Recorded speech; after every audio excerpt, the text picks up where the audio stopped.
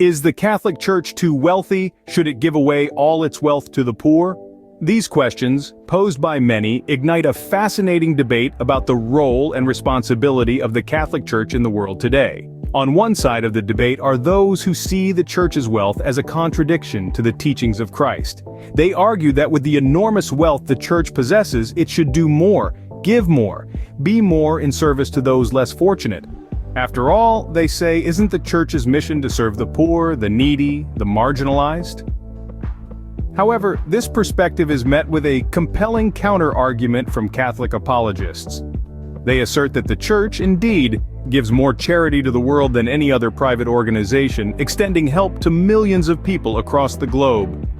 The Church's wealth, they argue, is not for its own glory, but for the good of humanity.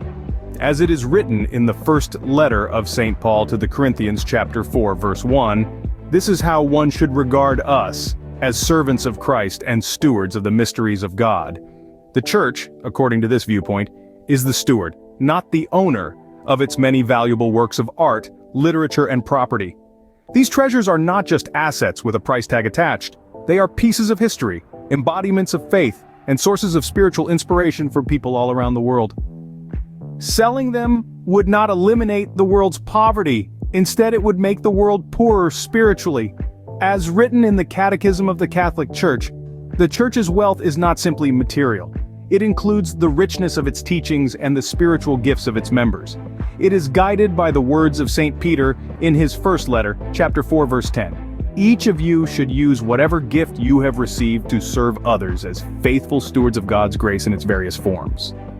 In conclusion, the debate over the wealth of the Catholic Church is a complex one. It's a conversation about stewardship, responsibility, and the best ways to serve the world's poor.